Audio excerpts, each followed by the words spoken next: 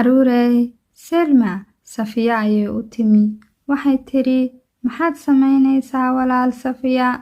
Safiyana waxay ugu jawaabtay, waxaan casuumay maanta afurka saaxiibadahay. Waynaynala afurayaan, inshaa Allah. Sidaa awgeed, afurkii ayaan diyaarinayaa. Caruurey, Selma, Safiya waxay ku tiri, markay saaxiibadaha imaadaan hadday i weydiiyaan oo igu dhahaan ma sooman tahay, waxaan odhanayaa haa waan soomanahay. Safiyana waxay ku tiri, maya Selma, been ha sheegin. Ilaahay iyo rasuulkiisuba beenta ma jecla, been ha u sheegin. Adiguna waxaad tahay 6 sannadood, mana soomanid. Soonka hadda ayaad barbaranaysaa. Waxaad dhahdaa ma soomani. Adiga oon soomanayn waan soomanahay. Ha ku odhanin dadka. Caruurey, martidii way soo tuntay albaabkii. Selmana albaabkii ayay ka furtay, waanay soo dhoweysay. Fadhigii ayay soo fadhiisteen. Selma waxay u sheegtay in cunto wanaagsan loo diyaariyey. Selma waxay ku yidhaahdeen, ma sooman tahay? Iyaduna waxay tiri, haa waan soomanahay.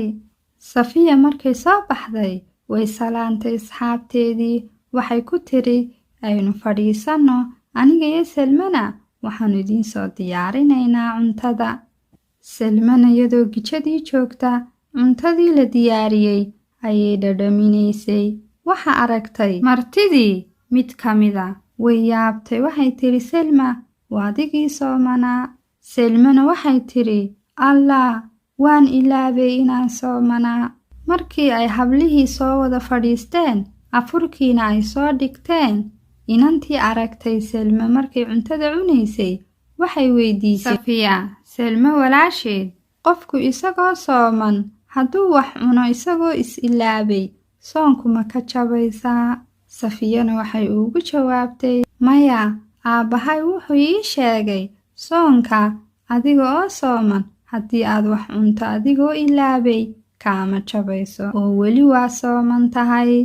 Inantii martida ahayd iyadoo faraxsan waxay ku tiri Selma, alxamdulillaah Selma, soonkii kaama jabin. Selmina way xishootay, iyadoo ka xishoonaysa walaasheed horteeda in lagu caddeeyey beentii.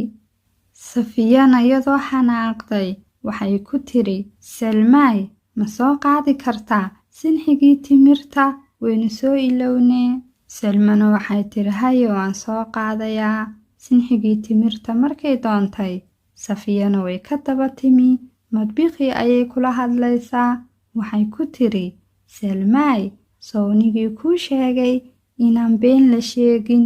Sawnigii kuu sheegay Ilaahay iyo rasuulkiisuba inay ka xanaaqaan beenta. Selma yarna waxay tiri, walaashay iga raali noqo, mar dambe been ma sheegaayo. Safiyana waxay u sheegtay Selma inay u sheegto dadka martida ah inaanay soomanayn, mar dambena aanay been sheegin. Caruurey, Selma yarna dadkii waxay ku tiri, waa la eedaamay, inta aynaan afurin waxaan rabaa inaan idiin sheego anigu ma soomani. Aniguna waxaan idinku idhi waan soomanahay. Iska kay cafiya maadaama aan been idiin sheegay. Safiyana waxay tiri, Selmaay, qaladkaagii waad ka soo noqotay, runtiina waad sheegtay, wax fiican ayaad samaysay. Caruurey, Safiya waxay waaninaysaa caruurta. Waxay ku tiri, caruurey, haddii aynu qalad galno, waalidkeen iyo dadkaynaga waaweyn haddii ay ina waaniyaan, waa inaynu waanada maqalno, qaladkana ka soo noqonno.